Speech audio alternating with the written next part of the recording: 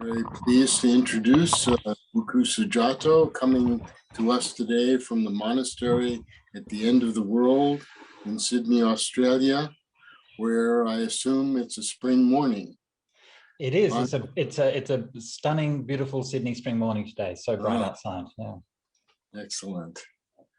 Bhante is our third teacher in the of the Dharma in our opening the gates to awakening series. I will continue now with our introduction of Bhikkhu Sujato. Bhante was ordained in the Thai forest lineage of Ajahn Chah and is a disciple of Ajahn Brahm. From 2015 to 2018, Bhante lived in Taiwan, where he translated the four Nikayas into English. These are the original Buddha Suttas. And in 2005, Bhante co-founded the website Sutta Central, which is how I first became aware of his teachings. And these provide us access to translations of the Pali Suttas in multiple languages. Most helpful, particularly that I found, is that the English translations provide both a line by line and a word by word parallel to the Pali.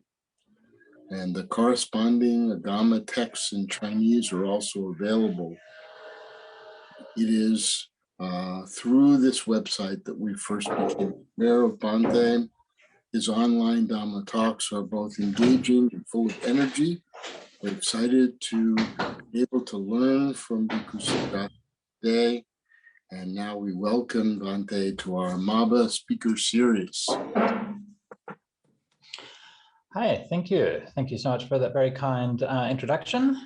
And just before we go on, just to clarify the procedure for today, it's a 1 hour session, am I right? Whatever you would like. Whatever I would like. Okay. Yeah. Okay.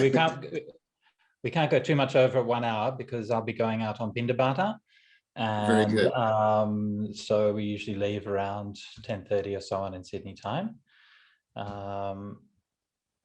So we'll try to keep not too long after that. Actually, it's not so essential today because there's not anybody going to be specifically waiting for me at a particular time, so it's a little bit flexible, but anyway, we'll try to get it about 10:30. Okay, very good. So yeah, great to see you all.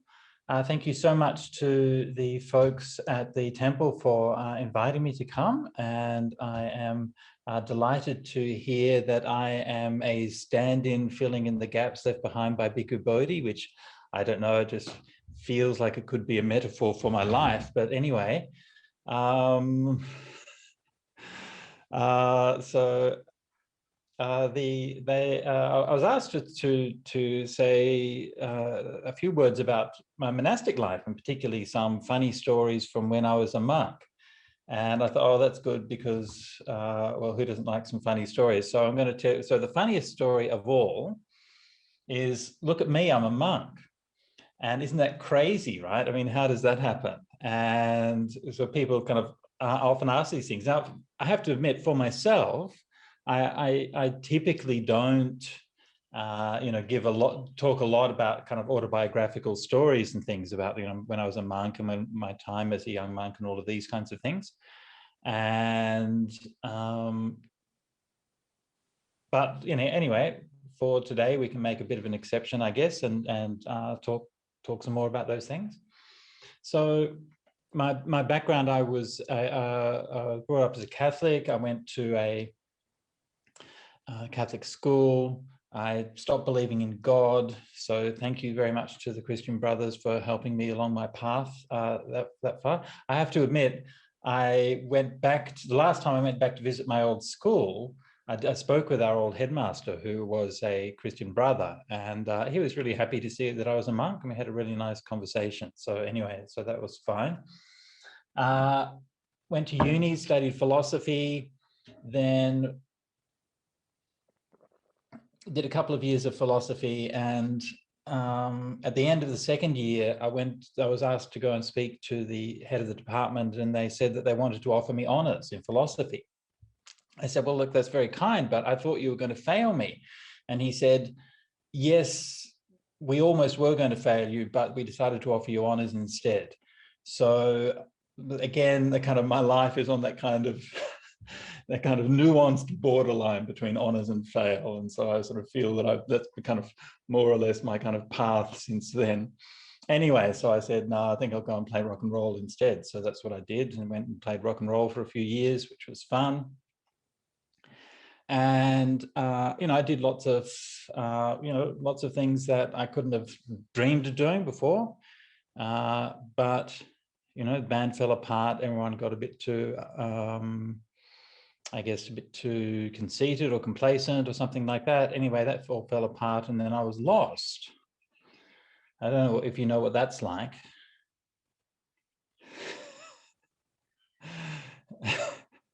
You're walking down the path of life and you feel like, I don't know, you feel like there is a path that should lie in front of me. And I remember I remember something really kind of distinctly a couple of years after I finished school. And then there was some kind of informal reunion. A few of my old schoolmates got together in a pub or something like that. And I was really kind of surprised because, I saw they were all kind of following that path, and that was all that they were kind of thinking of. And it never really occurred to me to sort of be normal and have a career and all of that kind of stuff. And it wasn't like I made an active choice not to do it. It's just like, this is so ridiculous. Like, seriously, why are you going? You spend all these years, it's just so crazy. And then you get mortgages and you spend your life doing shopping. And why would anybody want to do that? So anyway, my life led me down different paths. So after this feeling of kind of being lost, I had a very dear friend of mine. Her name is Thisbe, her full name is Thisbe Sester Hermione Purik. And she was living in a Aboriginal community in the centre of Australia. She was a anthropologist by training. I knew her from uni. And she I was talking to her on the phone, and she said, look, why don't you come out and come and visit? So I said, sure. So I grabbed my guitar and my backpack and I started hitchhiking up north. Now, I had no money to speak of or like anything else, but I had my guitar, so I would play on some street corners, sing some songs, make enough money to buy a bit of food. And, it was summertime, it was fun in Australia, and I was young and stupid, so it was good times. Anyway, I made it up the coast of Australia as far as Townsville. And some people noted quite recently that in one of my translations, I've put one of the names of one of the cities in Pali as translated it as Townsville. Actually, the Pali word is Nagaraka, which literally means little town or little city. So it's quite a literal translation. But I named it Townsville in honor of this particular story. And so when I got to Townsville, I was just, stayed there, tried to hitch a ride, and nobody would give me a lift. And, this is like north of Australia. No one gave me a lift for a whole day, standing by the side of the road, getting more and more angry and desperate. I mean, remember, I was already lost before I started this trip. 2 days, 3 days, nothing. And I completely lost faith in humanity. All of these people, what are they doing? Anyway, so I decided, okay, bugger this, I'm going to walk. So I started walking out of town. And I didn't have any plans, but then I never have any plans. So that's kind of par for the course. But I kind of vaguely thought I would just wander off and come across something, I guess. But I don't know if you've ever been to northern Queensland. There like isn't a lot of things to come across. And anyway, nightfall came and I went to a house and I said, asked for some water. And I said, look, where's the next town, the next village? They said, well, there's a roadhouse in 130 kilometers. That's it. So I'm like, oh, okay, maybe I should reconsider this plan. So I sat by the side of the road that night In the morning, walked back into town. And as I was walking along the road, I came across a dead kangaroo on the side of the road. And like, no big deal. I mean, sad, of course, but in Australia actually, just so you know, we do like to live up to our cliches. So yes, you know, we do drink a lot of beer, and yes, there are large spiders everywhere, and yes, the whole country is full of kangaroos. So just in case you're wondering about that, yes, kangaroos are everywhere. Why? Because they are large, fast-moving grazing animals, and they do well on grasslands.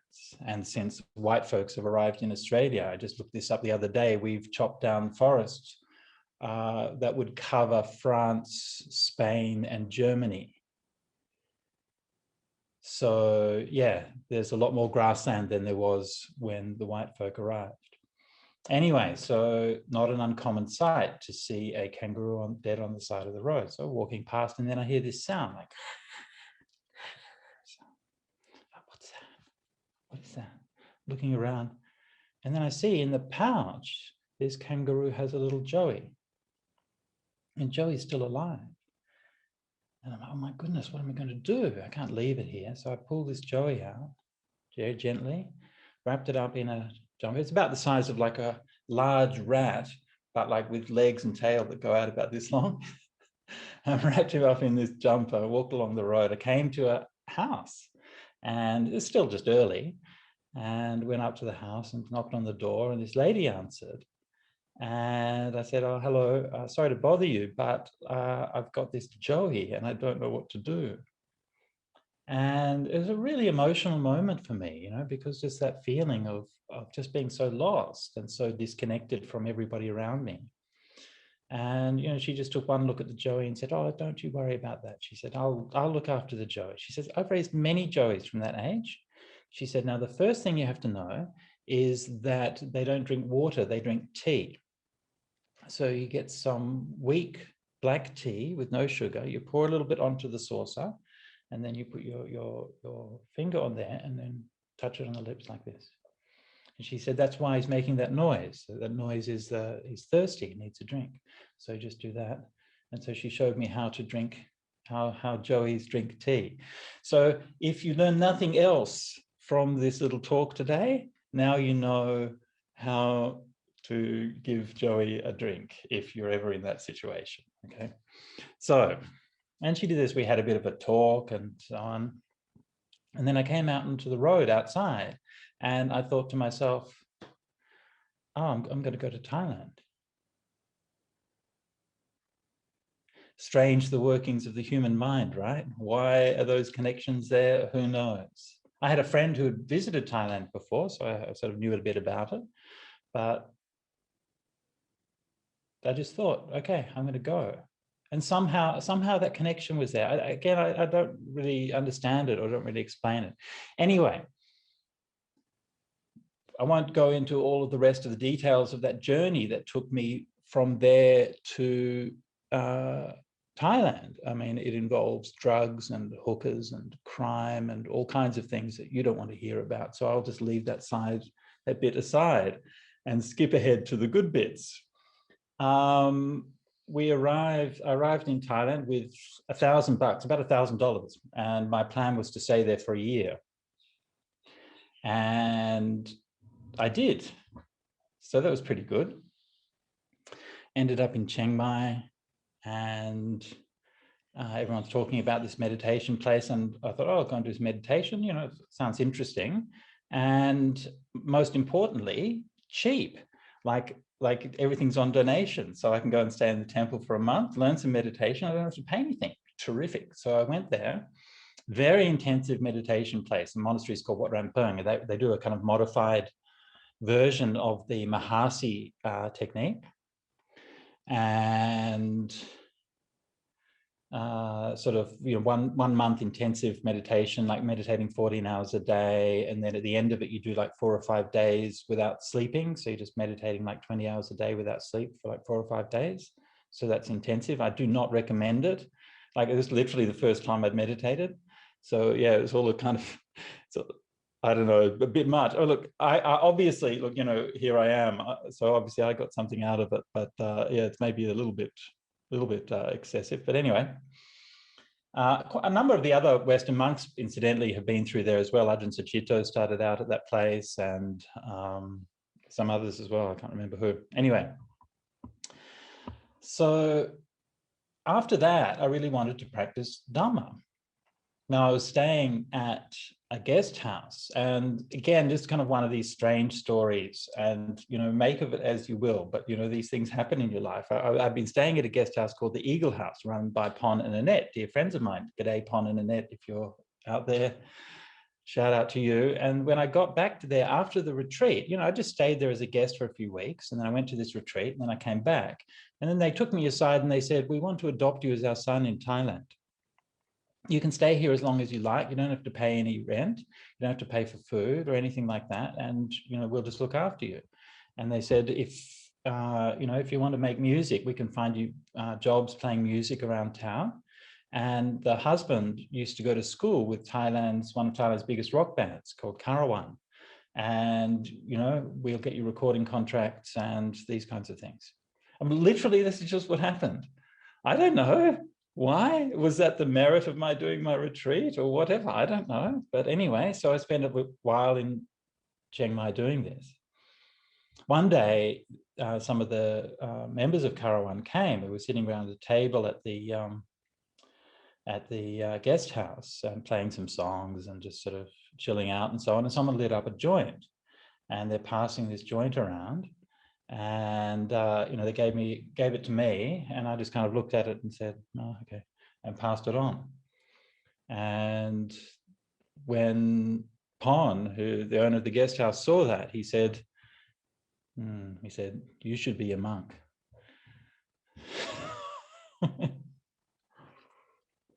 So he was the first person to ever tell me that I should be a monk. So that was that. Anyway, this is all by way of preamble, and the preamble is sort of getting longer than the actual thing probably. But anyway, so I wanted to practice Dharma. I didn't know how, but I was in Thailand, right? So there's monasteries everywhere. I heard about a place in northeast Thailand where they ordained Western monks. So I thought, okay, I'll go there, and did a few other things along the way, but I ended up there, Wat Nanachat in Ubon Ratchathani. And of course, very famous monastery, and I'm sure many of you may have heard of it, but that's where the first of the Western monks there was Ajahn Sumedho, and then subsequently many other students, including Ajahn Pasano, under whom I was a student. So he was the abbot there when I first arrived. As it happened, I arrived at Wat Nanachat during a period of transition.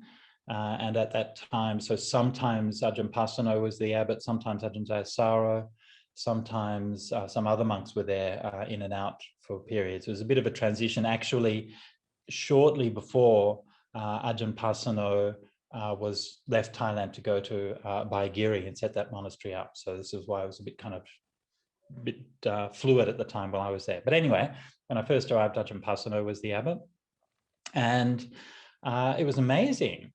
And, you know, one of the things that I had found when I did my first retreat, you know, because one of the great things about that retreat was that they didn't tell us anything. Like, they didn't teach us anything, like nothing.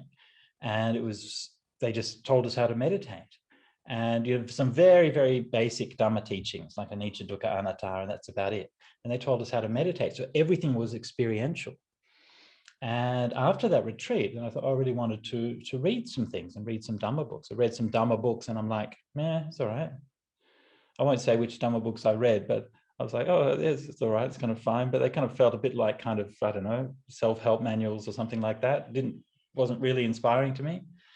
And so I went to the teachers and said, where's the real stuff? And they pointed me to the suttas. And so this is when I started reading the suttas, originally the Majjhima Nikaya, in the translation by Nyanamoli. And I was hooked. And, you know, for some reason, I don't know why, but for some reason, through those pages, I could see some truth, something deep, something I felt like it was something that I'd been looking for my whole life. And I knew that in those words was a wisdom that was telling me about those experiences that I had had.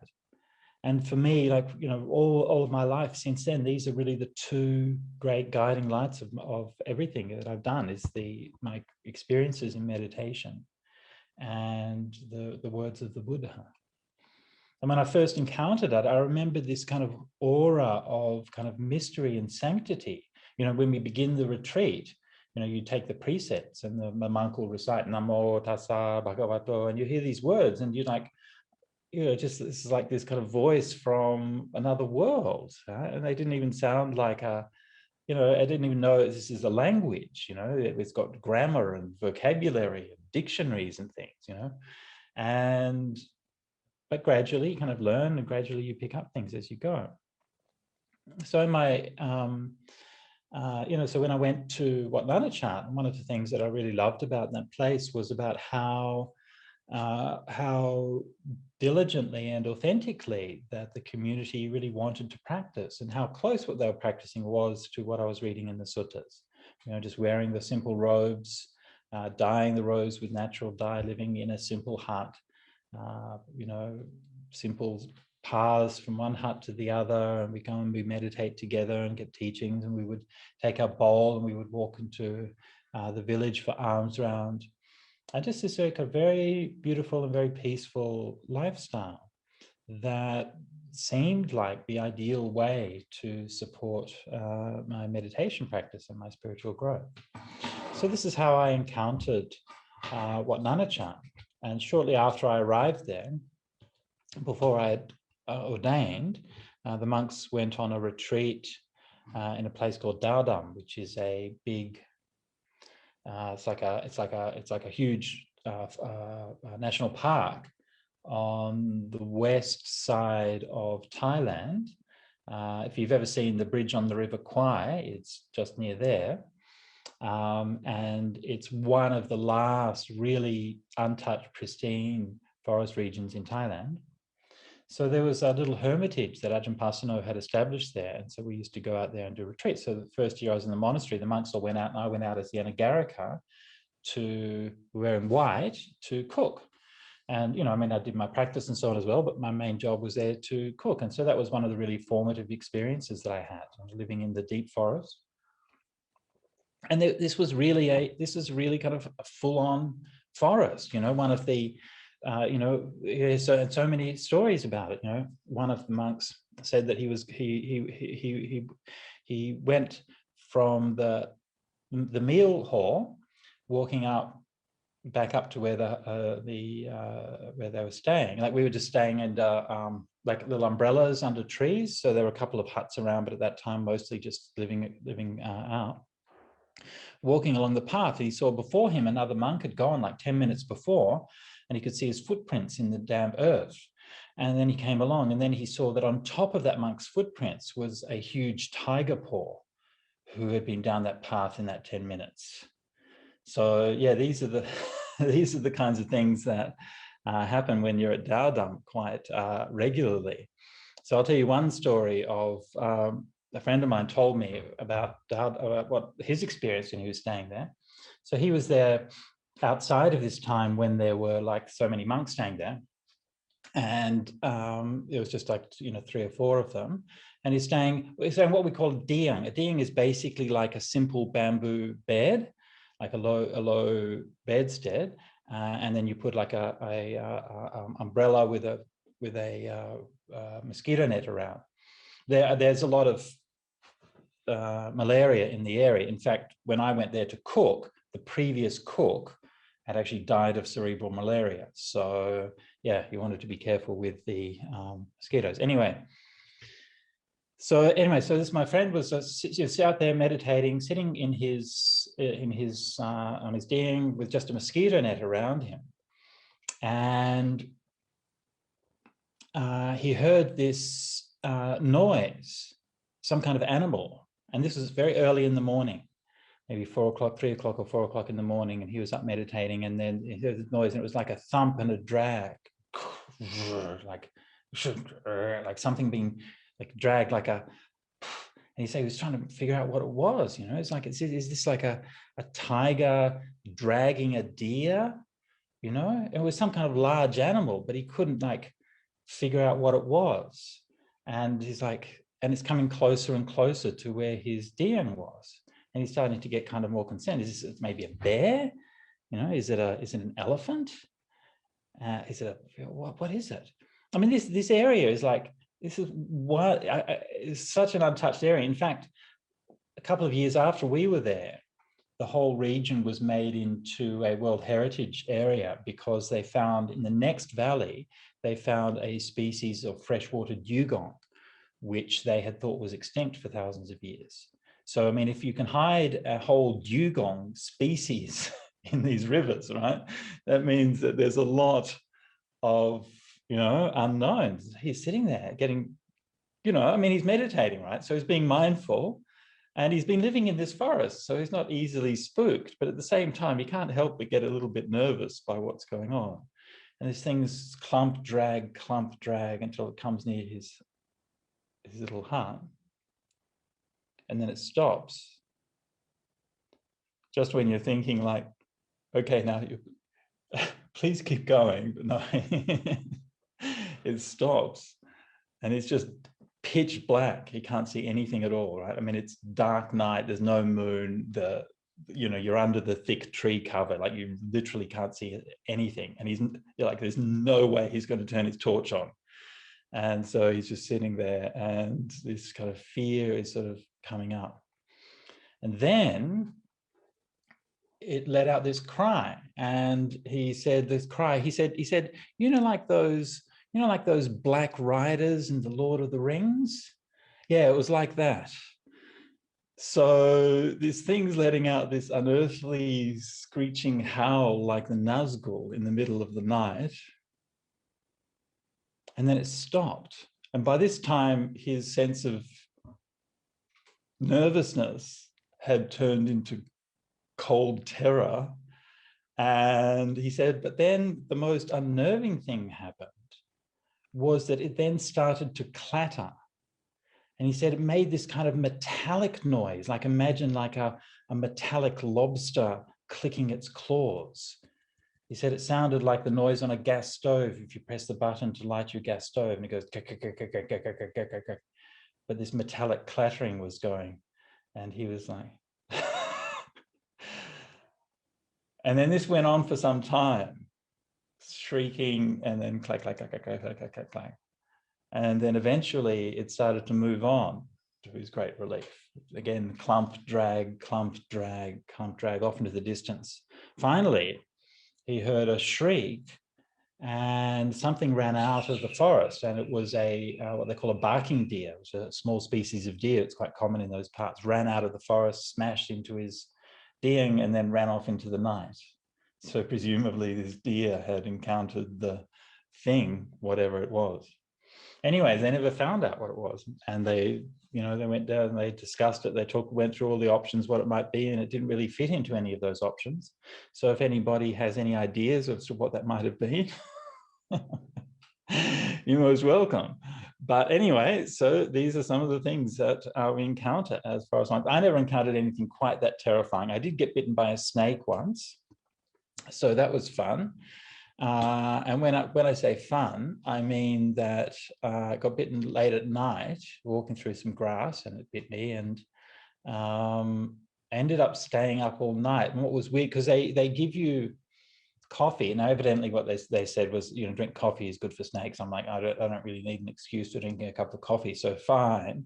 So I'm drinking this coffee and staying up and meditating. And I don't know if you've ever meditated with snake venom going through your veins. But yeah,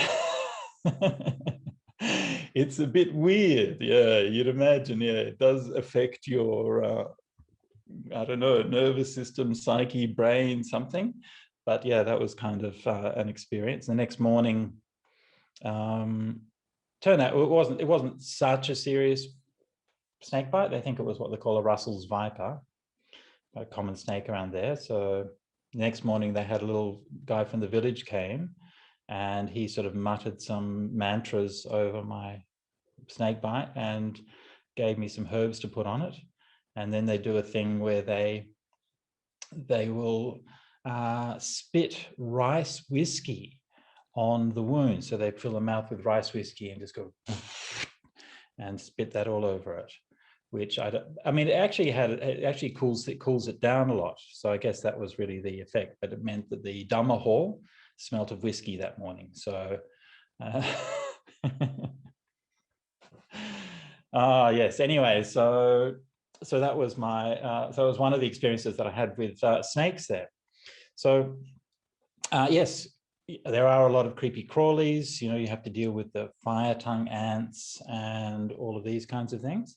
So, when the time that I was there, some of the stories that you hear from, maybe the older generation of forest monks, maybe not so true. Like, for example, sometimes you hear some horror stories about the food that people were eating, and that, I mean, when I was there, it was basically, brown rice and tofu and bean sprouts and nice vegetarian food that we ate there. So that wasn't really an issue for me.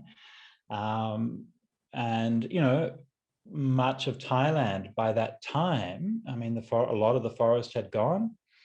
In fact, shortly before I arrived in Thailand, they'd actually made a nationwide decree which had banned logging in Thailand, which obviously was a good thing. But, we have to put it into perspective, because first of all, they'd already chopped down most of the trees. And secondly, it didn't really mean logging stopped. It meant it shifted to Burma and Laos and Cambodia, where the devastation of the forest is still ongoing. So, in the past, if you read the stories of Ajahn Mun or Ajahn Mahabur or somebody, you get the idea of these monks wandering through these endless leagues of forests. But by the time I was there, honestly, it was highways and, fields, and often the only forest that was left was the forest inside the walls of the forest monastery. And, the forest monasteries became, whether deliberately so or not, but they became refuges for some of the last remnants of forest. And in these places I stayed at Dowdam and at another place called Pujam Kom, we did indeed have to, act as custodians and stewards of the land, and to try to look after it as best you can, to stop it from being logged or from being otherwise used in different ways. So many different kind of stories that I could tell. I'm trying to give you some highlights of stories that you might not necessarily hear from others. I could tell you some stories of I'll tell you, this one of the wildest stories that ever happened to me as a monk happened at a place called Pujam Kom. Now let me describe Pujam Kom for you. Okay, so Pujam Kom is on the like Thailand is like an elephant's head. And you have the head, the ear is northeast Thailand, and then the trunk goes down the south. So if you imagine the elephant's ear, and then the very tip, the easternmost tip of the elephant's ear in Thailand, that's where Pujam Kom is. It's right over the Mekong River. And so we would go to our usually caves or little huts, which were like an hour's walk away from the monastery itself, which was at a village called Tung Nam Myang. And so we'd walk down there, and there we'd eat our meals and do our business and so on. And then we'd walk for an hour back up the hills into the national park, and we'd stay there. And so this had been established by Ajahn Pasano, and he had worked with the national parks people to get permissions for the monks to stay there. And this was kind of the reason why we did that, because having the presence of monks, it was good for the national parks, because they didn't have the manpower to be able to actually stop poachers and stop forest clearing and these kinds of things. So they actually liked having the monks there. So anyway, we stayed there, and we mostly lived in just, we would just make our huts out of like, just literally they would be made in a day or two out of materials found around the area. The only things that people would bring in were maybe the planks. Like a lot of the wood there was rescued from the Mekong. So upstream in the Mekong, they would ship teak, and they would float the teak down the river from one point to another for milling. But sometimes the logs would escape and they'd float down the river, and then the villagers downstream would see the logs coming, go out and grab them and bring them back. and then they would mill them up and then use them. So this was what the floorboards in a lot of our huts were made out of. But the walls were made from bamboo, growing just locally, cut down some bamboo. And then the guys in the village would come with just a machete, and then you cut like 1 centimeter strips of bamboo and then weave it together to make the walls. And likewise, the roofs made of grass, and they would just be cut and woven together on site. And so they built a kuti mostly out of the materials just on site in a couple of days, and that's where we stayed. And I wrote a haiku once, staying in one of these huts at Pujamkom. See if I don't know if I can remember exactly what I wrote, but it was something like, sitting in my little hut, how many things are not here? If I made a list, I'd be writing all day.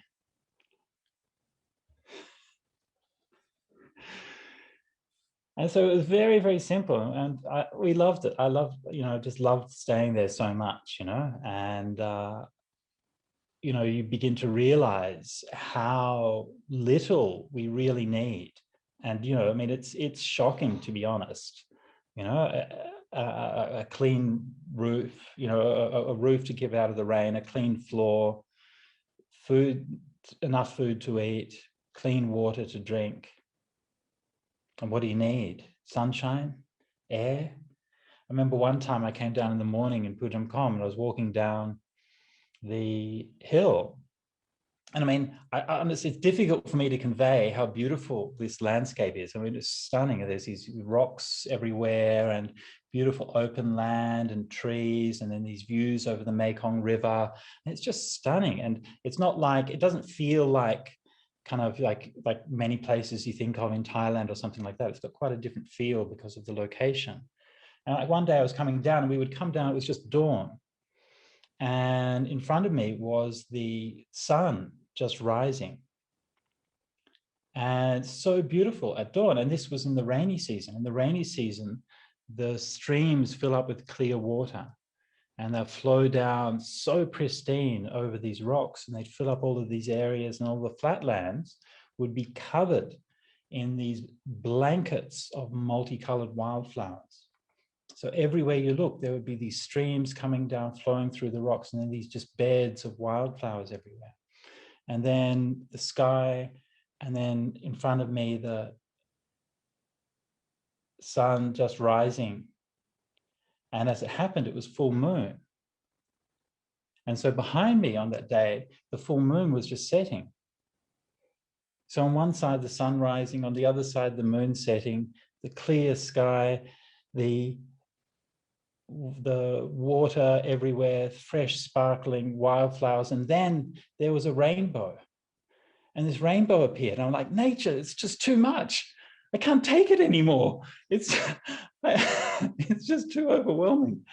How could anything be more beautiful than this? And it was just amazing. It was a really precious time for me to be able to spend there. I spent, I think, 3 rains retreats there altogether. And I loved it. I loved every moment of it. And of course, that's a beautiful place to stay and meditate, a beautiful place to find seclusion. But it's not as isolated from the world as you might think. Like, you even go somewhere like that, and the world has a way of finding its way in there in odd little ways. And I could tell you a number of stories of the odd little ways in which that happened, but one of the stories is probably the oddest. And I won't mention any names here to protect the innocent or guilty, or anyway to let people tell their own stories. But when I was staying there with some monks, one of the other monks from somewhere else came, and they brought with them some American expats. And one of the American expats that they brought was a former CIA agent. And he'd been working in Vietnam and Laos and Cambodia during the Vietnam War. And he had been infiltrating and crossing over the border. So we were just on the, literally just over the border with Laos. I mean, just on the other side of the river was Laos, and about 30 kilometers downstream or something was Cambodia. So we're right near that triangle. And they say that when you looked over the cliff, you could see the forests of Vietnam in the distance. I'm not sure if that's true, but that's what they told us. Anyway, so this ex-CIA guy came, and he had a number of years previously, so this was now the early 90s that I was there. And so a number of years previous to that, so during the 80s sometime, he had discovered some missing soldiers, American soldiers in that area. And he had, again, according to the story I was told, had told his superiors, they had told him, you can't say anything about this. And he was so distraught that he fled the CIA and was basically living as a wanted fugitive from the CIA. So he comes there with news that there are some MIA soldiers living not far from where we are.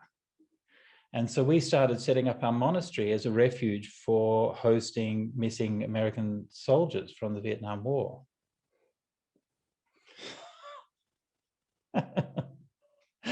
And this was getting very intense. I mean, they were talking about, like, you know, buying supplies, noodles and bedding and things like that, setting up caves locally. I mean, they're getting pretty confident and talking about all the details. They had contacts. And the story was that these guys had been kept as prisoners on an island in the Mekong.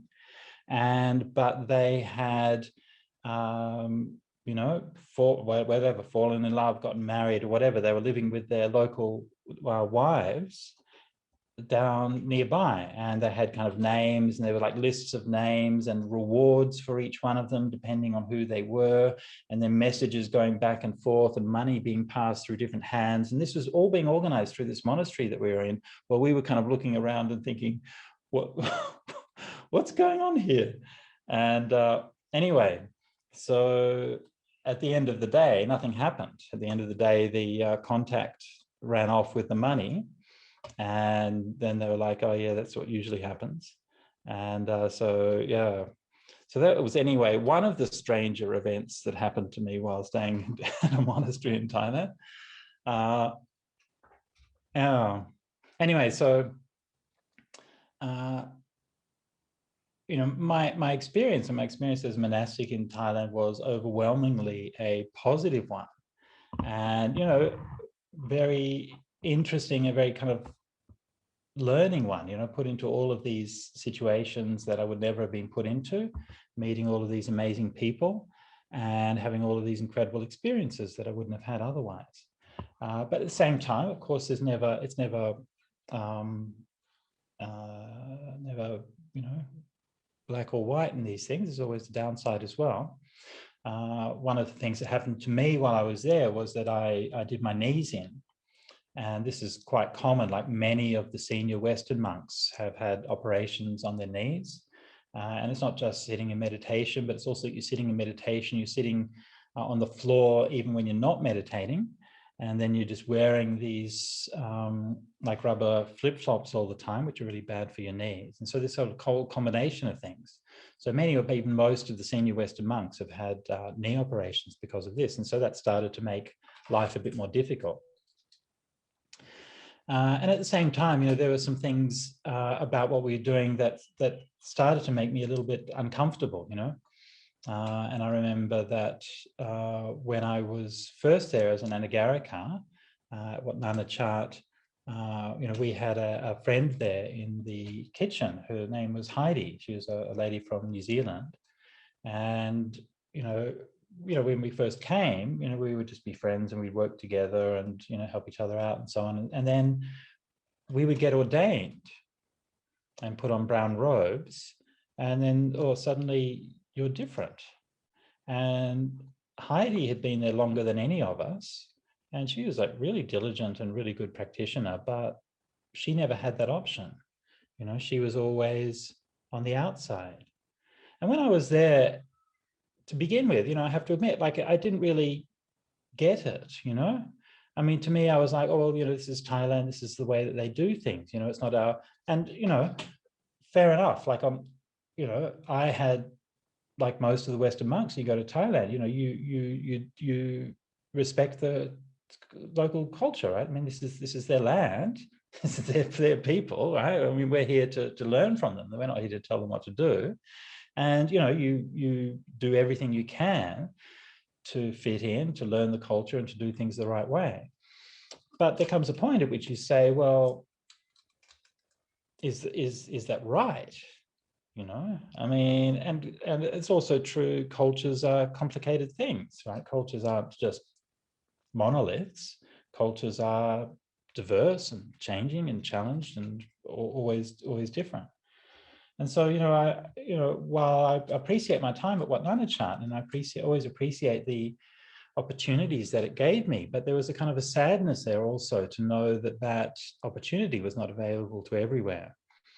After some years, I left Nanachat. I went to Perth to stay with Ajahn Brahm, and again, because I'd done my knees in, and it was really difficult, becoming really difficult in Thailand to sit on the floor all the time.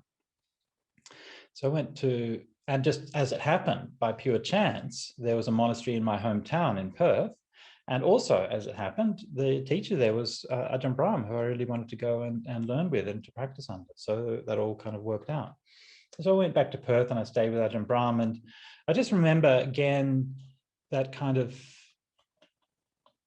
moment. I remember a moment talking with my sister, and she came to visit me and we're just chatting and these kinds of things. And she said, I would find it really difficult to really sort of commit to or believe in any religion because none of them really give women a fair go. And when I heard that, somehow it really moved me and made me realize that, why do I have this opportunity and my sister doesn't? And so this is one of the reasons why I then became, paying more attention to the way that women's roles are determined within the tradition that I was at, and the possibilities for doing something to change that through having bhikkhuni ordination. So anyway, you have Bhikkhuni Dhammadina next week, so hopefully she'll be much better at talking about those things than I will be. But that was just like one of the things that for me was, it's not only just like that's an issue that you talk about, it's not just like that's a thing or that's a topic. It's like that was a part of who I am and how I could grow, because there was a part of me that just wasn't like that, I mean, even when I was a musician, right? We were the first band in Australia to go on a national tour with all female roadies. Okay, so, and the managers of the other bands would complain, we can't get women to be roadies, they can't pick up the heavy things and so on. But the other roadies were fine, they didn't have a problem, right? The workers were fine, but just the management would be like, oh, they can't do their job. But they could actually. Anyway, so, this is the world that I'd lived in, and this was never a thing. And suddenly it becomes a thing. And so that becomes a part of my growing up, where you realize that at a certain point, you have to make decisions for yourself. And I think that Buddhism is a religion for grown-ups. It's a religion that begins, Sikkhapadang samadhiyami, I undertake the way of training. And it's not a religion that's based on thou shalt. Thou shalt, that's what daddy tells the kids. Do this, don't do that. But I'm not a kid. I'm a grown-up. I'm an adult. And I can decide for myself what is the right way to live. And that's the Buddhist way, Sikkhapadang samadhiyami. Samadhiyami, first person, singular, present active tense. I undertake, I am going to do this. And so for me, this is really sort of one of the learnings that I learned from my experience in Thailand, that part of a spiritual practice is about submitting and it's about surrendering. It's about saying, look, this isn't about me. I'm going to participate in this tradition. I'm going to give up everything that I am, everything that I own, everything that defines who I am. And I'm going to let these values shape me and mold me. And the deeper that I can give up, the deeper that I can surrender, then the more that I can move forward on this path. And, and that is a legitimate and a necessary part of a spiritual path. But there also must come a time when you have to stand up and say, no, actually, just because something's said in a tradition doesn't mean that it's true. And this one of the first people who ever really explained that to me was an Aboriginal elder in Perth called Ken Colburn. And many years ago, but long before I was a monk, I was maybe 18, 19, I was helping to put together a conference, and I was doing a panel on vegetarianism. And I'd become a vegetarian after reading the works of Peter Singer. So we've got a very kind of intellectual, philosophical approach to it.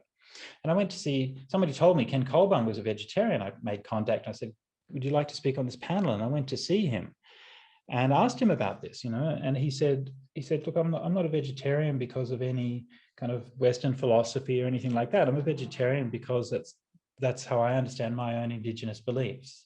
He said that we would always see all creatures as our brothers and sisters, and we would see ourselves as part of all creation, a part of everything that's around us. And so we would never do anything to hurt any creature.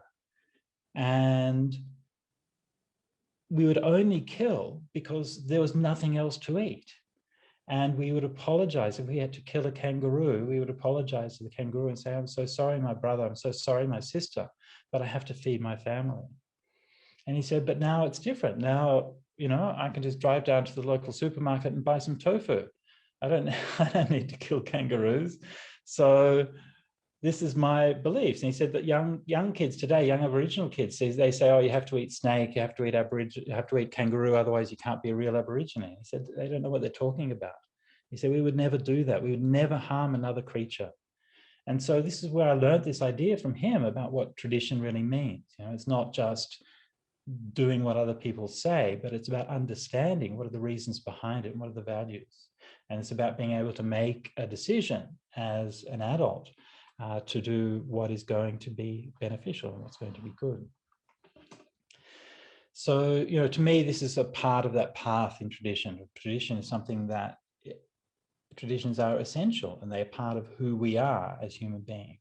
But we are also individuals, and we also have to make our own stand about what is right and what is wrong.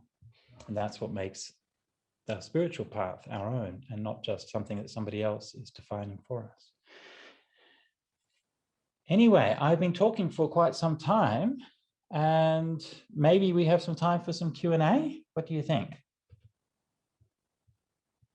Yeah. Yes, we have as much time as you're willing to give us. I very much appreciate your stories about your exploits and how it is that you came to where you are today. I'm sure there's much more to it, and we very much appreciate that. And we hope that you'll come back and visit us and give us some teachings on the Dharma as well, although this is a form of Dharma in its own way. I have one question for you, sure. And that is how did your family, your parents, feel about this stuff that you were doing in becoming a monk? Oh, well, when I was growing up, my mum would say he's going to be a priest or a poet. So I was like a musician and then a monk. So that's pretty good. And when young people, sometimes young people, especially young people from Chinese cultural background, often find it really difficult to ordain, and there's a really kind of strong sort of filial piety, and you can't disappoint your parents and all of those things, and so it's really hard. And they would like to ordain, but they're afraid that their parents would be so sad. And I said, well, look, here's the easy way to do it. If you want to ordain, grow your hair long, get a few tats, join a rock and roll band, and then your parents will be thrilled if you're doing literally anything else.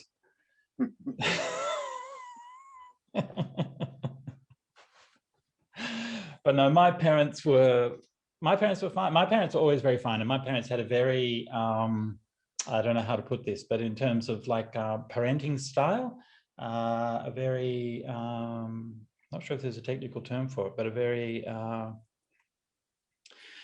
kind of safe attachment style. Like they were always there for me, but they were never demanding on me, and they had a very kind of trusting relationship. And so they were never, both with myself and my sister, they were never you know, they were never kind of demanding, they're never making expectations.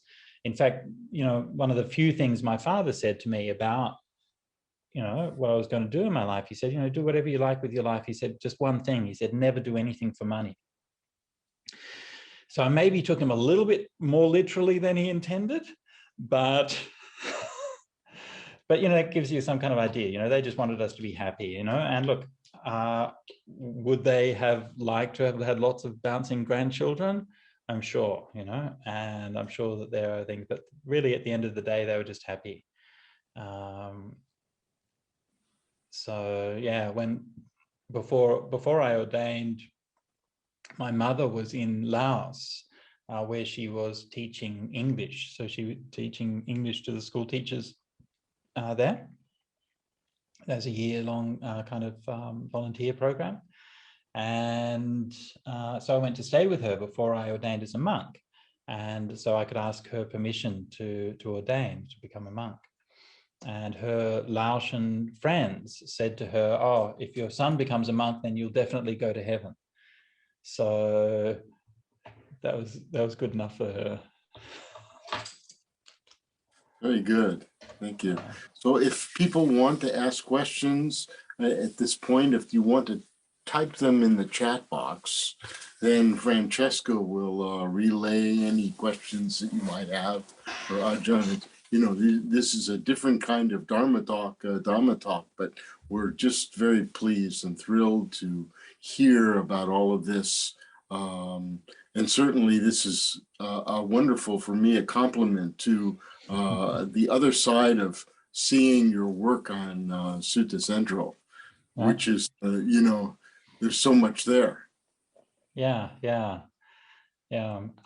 Look, and you know, just to sort of comment on that, I think it is really important. Like I do a lot of kind of very intellectual work, very heady work in terms of translation, technical things, even like development and stuff like that. But you know, I think it's really important that we as monastics be human, you know, and we have many different sides to them. I'm a complicated person, and so you know, we all are. So I think it's actually, you know, I try to sort of talk against type sometimes as well. Anyway, let's have a look at some of these questions. Edmir Terra from Brazil. How's it going, Edmir? And I hope that life is doing well for you in Brazil.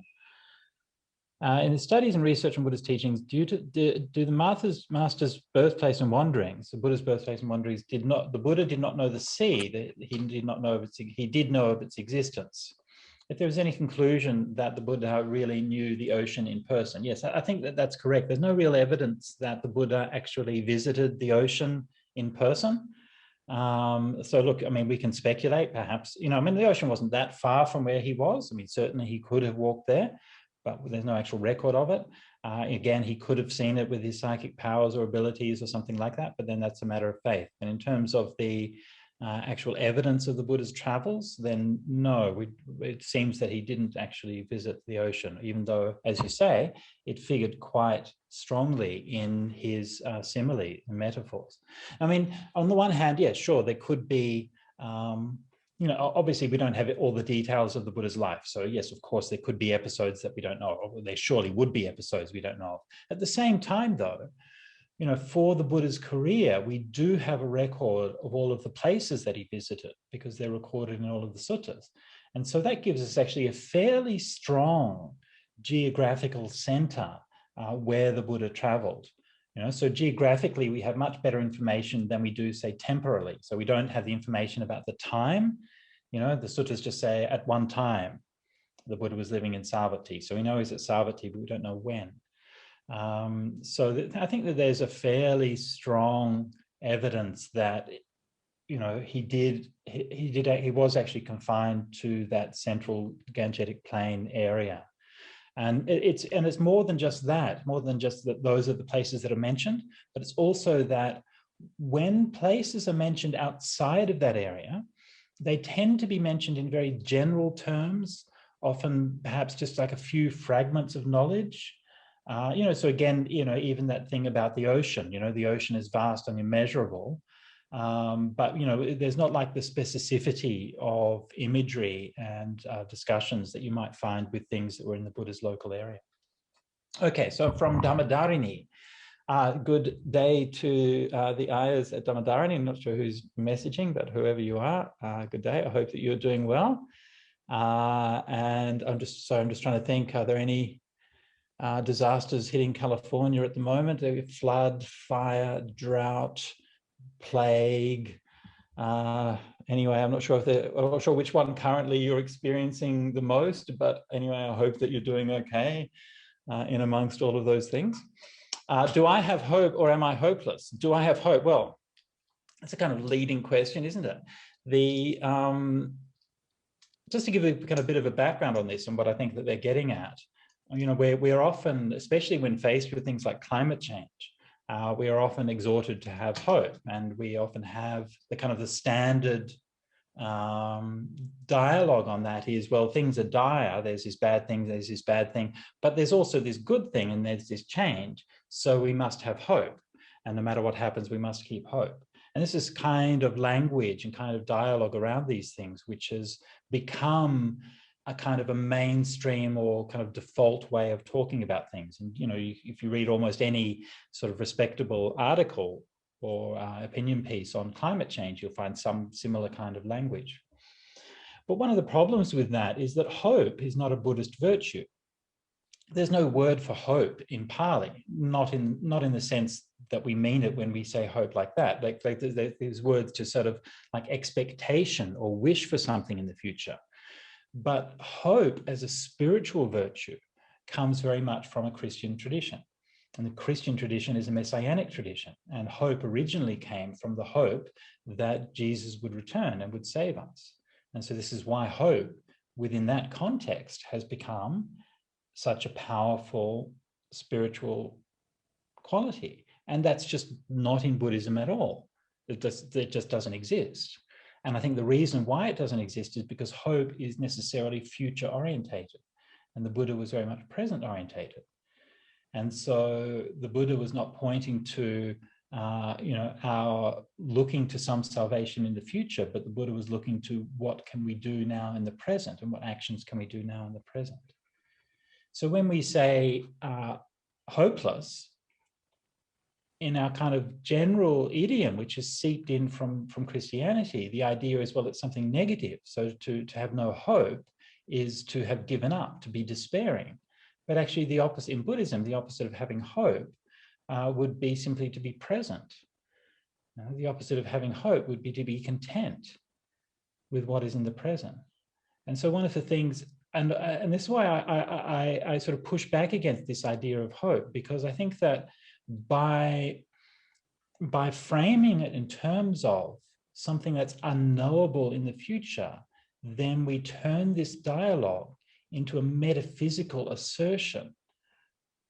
And to me, that becomes increasingly desperate, and it becomes something which is detached from the science and detached from the reality. No matter what happens, we might just have hope. And I have this image like you're in a car, you're driving towards a cliff, the cliff is coming closer, you must have hope.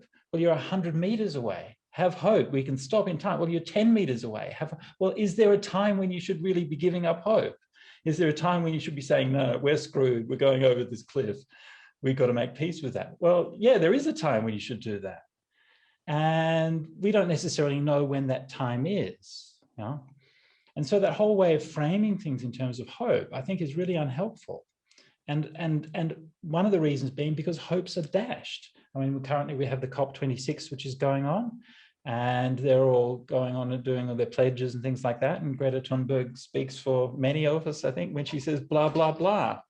And we've had so many promises. And the reality is that CO2 is now 414 parts per million. It's 2.5 parts per million higher than at this point last year.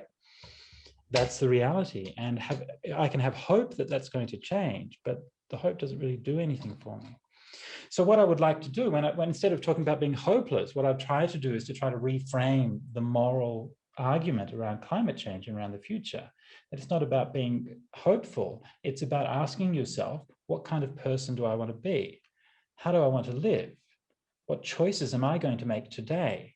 And regardless of my hopes or fears of what's going to happen in the future, now, here, today, I want to make the best choices that I can. because I couldn't live with myself if I lived in denial of the reality of what was happening. I couldn't live with myself if I was being the problem and not the solution. So that's my answer to that question. Fine. Okay, moving on. Kenny, how's it going, Kenny? I hope that's satisfying, eyes. Kenny, thanks so much for your talk today, Bhante. Fine, Kenny, I was very happy to talk about those things. Do I have any advice for sitting on the floor in ways that won't lead to long-term damage in the knees? Is developing the necessary hip flexibility sufficient for avoiding this kind of knee damage? Well, look, I'm not an expert. So, if you are concerned about it, consult an expert. Generally speaking, yes, do some yoga and, get that flexibility, have sufficiently high cushion and pay attention. Obviously, a bit of knee pain, a bit of pain or whatever, never mind, right? I mean, the situation we were in Thailand was really a sort of it's like a perfect storm of conditions for destroying knees. It's not just sitting, but sitting for long hours every day, then sitting on the floor all the rest of the day. And what that does, it makes your knee joints really loose. I learned later. Then also wearing the rubber flip-flops is really bad, because when you have your foot on there, your foot slides around and it twists and you're walking on uneven surfaces. So like I said at Pujamkom, so it's got climbing up and down rocks for an hour and back and again for another hour every day. So you're making your knees really loose and flexible and then climbing on this thing and twisting your knee around. And so that combination of factors, which was really destructive, especially for those of us who grew up in the West, where we're used to sitting on chairs. If for the Thais, it wasn't such a big deal. So so it really kind of depends. And don't destroy your knees. I mean, look, I haven't got a knee replacement. I'm waiting till they make some more sort of cool cyborg ones so I can like leap over buildings and stuff. But at the moment, the knee replacements are a bit too boring, so I'm sort of sticking with these old ones for now. But yeah, don't damage your knees. Get some professional advice if you're worried about it, and do some yoga, do some flexibility exercises. If you haven't, or if you're not already aware, find somebody like an experienced yoga teacher or somebody like that to actually sit with you and coach you in the right way to sit. To actually say, oh, okay, well, this is how you can sit, this is how you can line your back, this is how you can put your knees. Because if you learn how to sit well, it will reduce the strain on your knees a lot. So if you can get that kind of, if you need it, I mean, you might know those things already, but if you need, then it's really good to have some feedback to be able to help to sit better. Anyway, Matt, greetings from St. Louis. How's it going? How's St. Louis, Matt? I hope you're doing well over there. Thanks for all your amazing work with Sutta Central. My pleasure.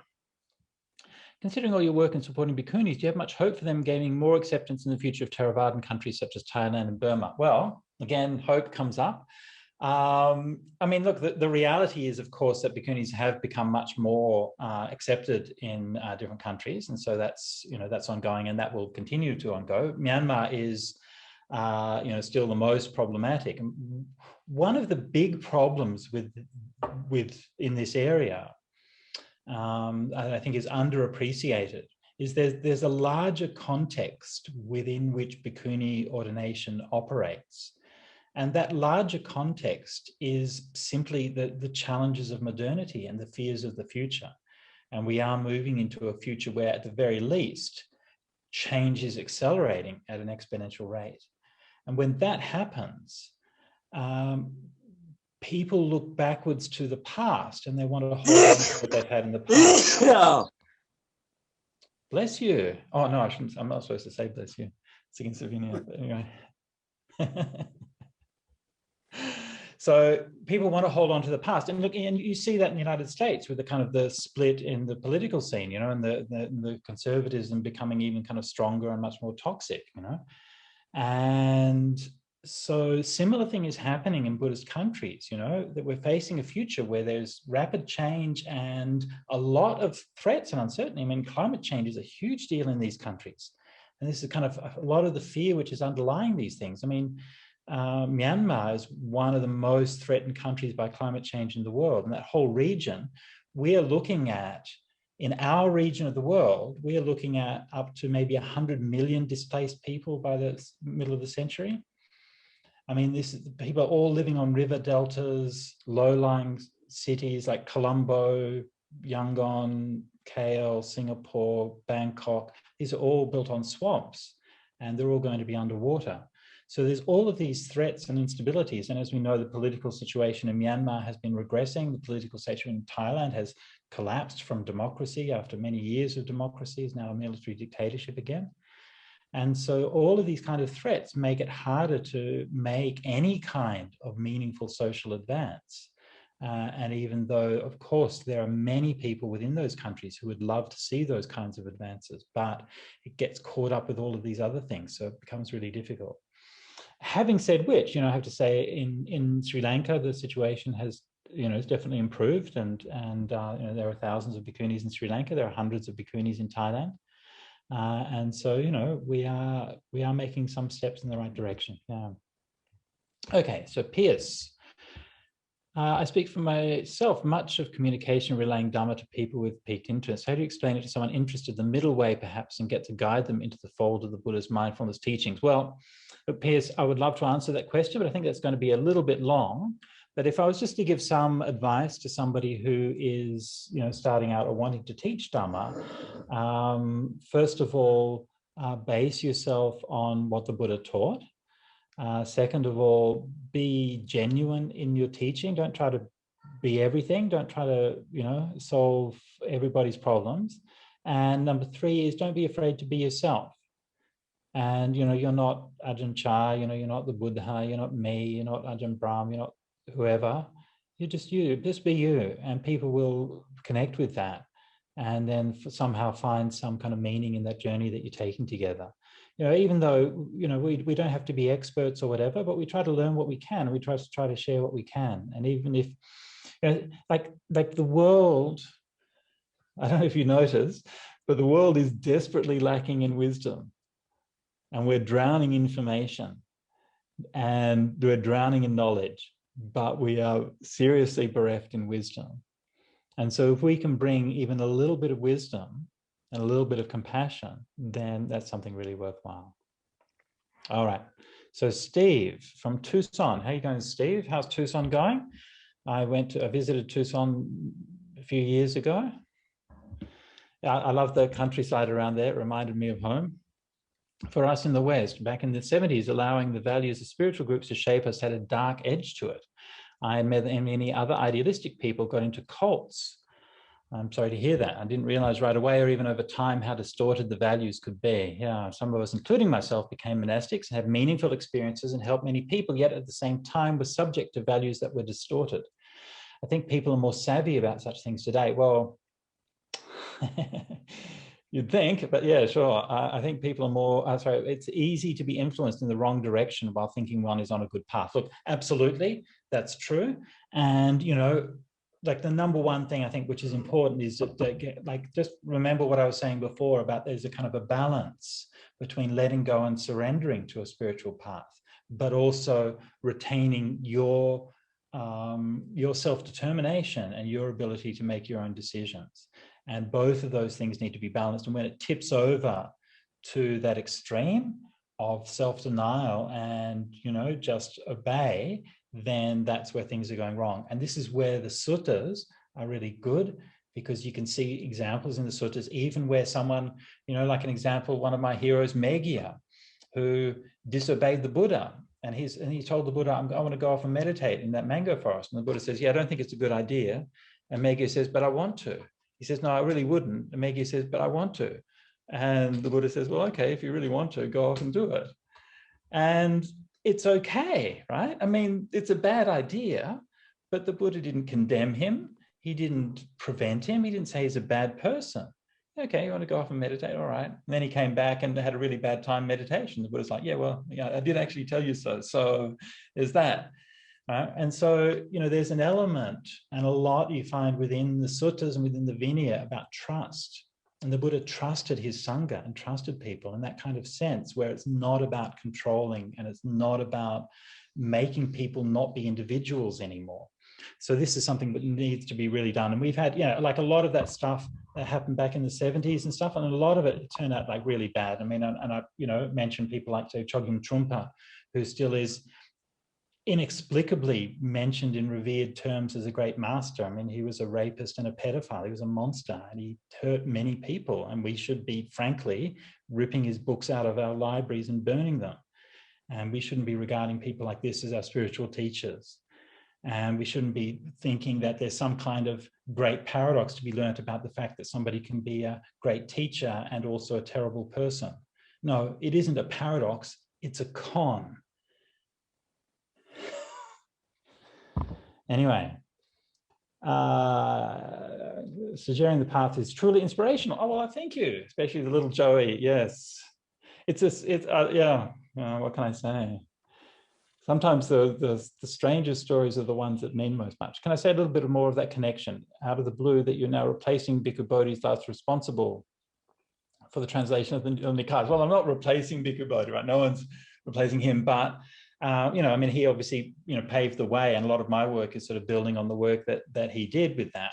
But like part of the reason that I did my translation was that actually I contacted Bhikkhu Bodhi and asked him, can we use your translations on sort of central? And he said, yeah, sure.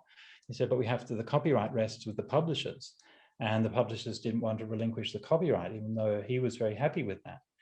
And so this, I really don't like this, I mean, I think this is just a mistake. We shouldn't be, these are ancient spiritual scriptures, and they shouldn't be held on copyright by anyone. I think it's just wrong. And I think that it's also against the Buddhist tradition. Like Western copyright law says that a translation is an original work which is held under the copyright of the translator. Right? That's the way that copyright law is framed. But that's not the way that the Buddhist tradition has seen it. The Buddhist tradition has always seen it that a translation is the words of the Buddha.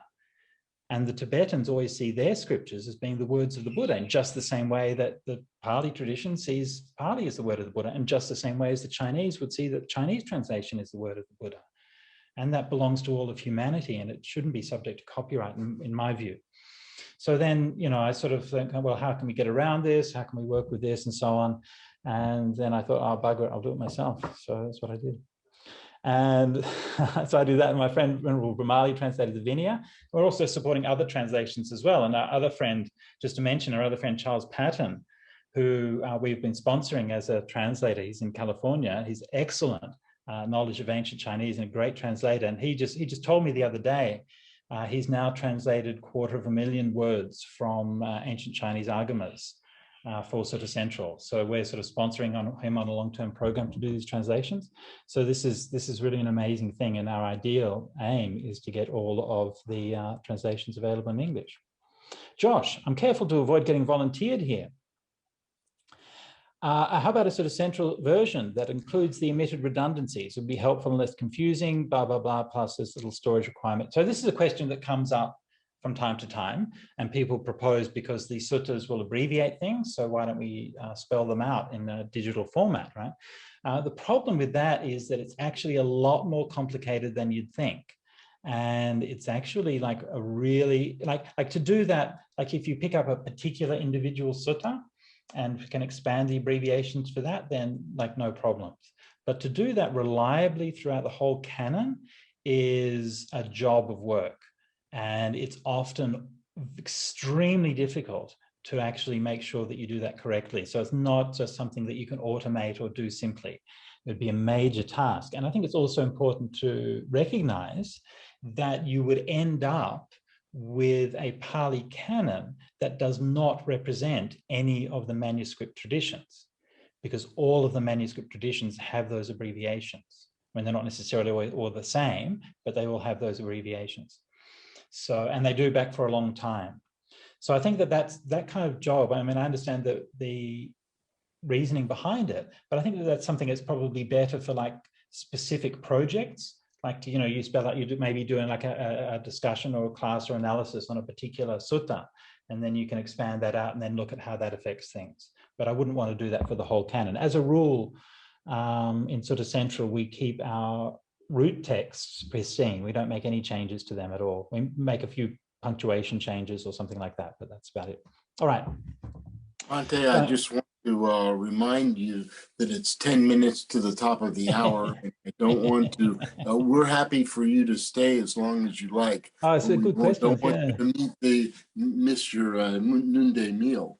Yeah, no, I won't miss it. Let's do another 10 minutes. Okay, another 10 minutes. Okay, so thank you so much, and we will ask you to do a dedication of merit at the end if you could, please. Okay, no problems. Yeah. Thank you. Okay, so I'll try and do these on brief. No, they're just interesting questions, so I'm interested to see what your people come up with.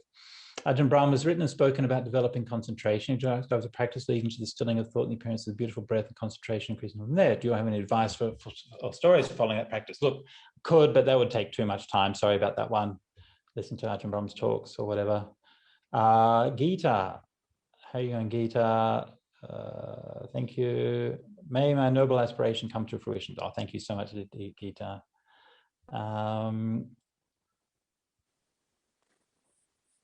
Okay, so Paul asks about, with the role of women, what about insights about the role of Yashodhara in the development of Buddhism in the early days? What role did she play from the very beginning? How much of a true partner was she in developing the practice?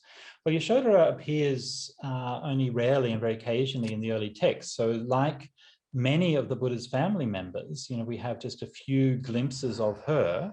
We're not even, to be honest, really sure what her name is. In the Pali, she's just referred to as Rahula Mata. And there's many names of her that appear. Some years ago, I wrote a book called White Bones, Red Rot, Black Snakes, which goes into a lot of these stories and backgrounds and so on in detail. So if you want to know more about what I think about those things, then you can read that. And actually, I did a talk last night, not on Yashodhara specifically, but on Mahapajapati and Maya and their relationship as sisters. And so I think that these are some of the things that we need to revive, and also just mention the work by Vanessa Sasson, who has done a lovely book on the life of Yashodhara. And so she's done a kind of a novelization of Yashodhara's life. And I think that these are things that are like what we have are these archetypes or these glimpses of these people. And we have to use our creativity and imagination to imagine what they would be like as human beings. Yeah. Okay, Dhammadharani also asks, Bhante, you've studied a lot of suttas. Yes, I have. What teachings of the Buddha do you think are most important for our current global human situation? Honestly, wherever a bhikkhu goes, he takes his bowl and robes with him, and like a bird that flies, taking only its wings, he takes just his bowl and robes wherever he goes. And we're used to thinking of renunciation as a sort of monastic virtue, but we're facing the time where, for the first time in a long time, our children and our younger generation are going to have less than us. And we're not going to be able to take for granted that we can have all of the nice things that we're used to. Okay, Gita's asking another question about the mind, the consciousness, Arahant's mind, and Nibbana. I'm sorry.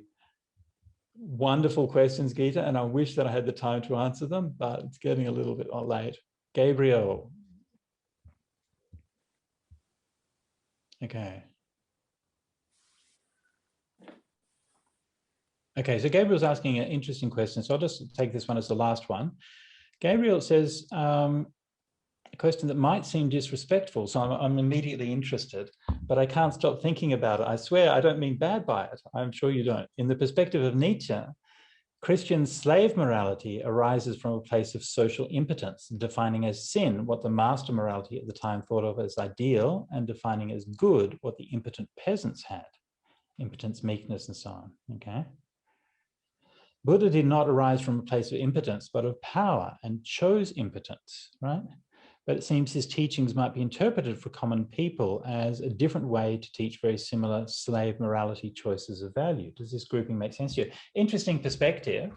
And I think that the similarities and differences between the kind of Nietzsche's critique of the Christianity that he encountered and the Buddhism, I think that these are really kind of, it's a fascinating area because, as you say, there are both these similarities and differences. Like in one sense, the Buddha's teachings, like flip that whole script entirely. And this is what I was saying before, like that difference between morality as being thou shalt and being morality as I undertake the training. And one of those is about being told what to do, and the other one is about knowing and understanding how to live. And so in some senses, Buddhism approaches it from a very flipped position. But of course, on the other side, many of the values are the same, right? Values of humility and contentment and love and so on. And these are all very much shared values in Buddhism and Christianity. So the ways in which these things worked out are, I think it's worth looking at. I did do I've done many things as a monk, but I did actually do a forum on Nietzsche and Buddhism a number of years ago. I don't know if the thing's online, but I did it with my good friend Justine McGill, who was a scholar of Nietzsche. And we came and we discussed those things. There's actually, I think I did a blog post on it, so you might be able to find a blog post along that if you want to have a look at some more. If you just Google Sujato Nietzsche or something like that. Yeah. I think one thing which is interesting about Nietzsche is that, he's such a heretic and so, completely anathema to everything in Christianity. But the history of Christianity since Nietzsche, I think, has been more influenced by Nietzsche than it has by any Christians. And I think that they have taken on board, no, he's wrong, but actually surreptitiously taking on board most of the things that he was actually saying, and turning Christianity into something which was, I think, often unrecognizable from what he would have seen around him. Anyway, so interesting question, Gabriel. Okay, thanks everybody. We should probably wrap up.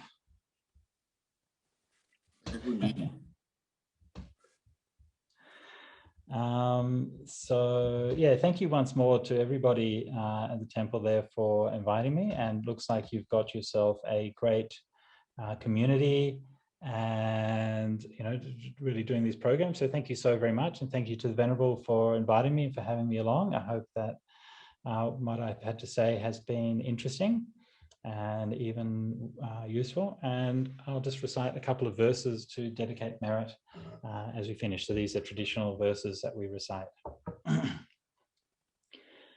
Akasattha ca bhummattha devanaga mahidhika punyang tang anumoditva tirang rakhantu lokasasanang. Akasattha ca bhummattha devanaga mahidhika punyang tang anumoditva tirang rakhantu desanang. Akasattha ca bhummattha devanaga mahidhika punyang tang anumoditva tirang rakhantu mamparanti.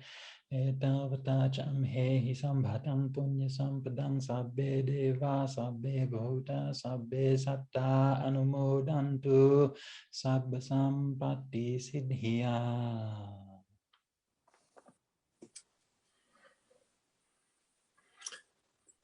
Thank you so much, Bhante, for coming, and we hope that this is the beginning of a new relationship between us, and through the miracle of internet, we can visit Australia, and you can visit the Midwest without too much difficulty.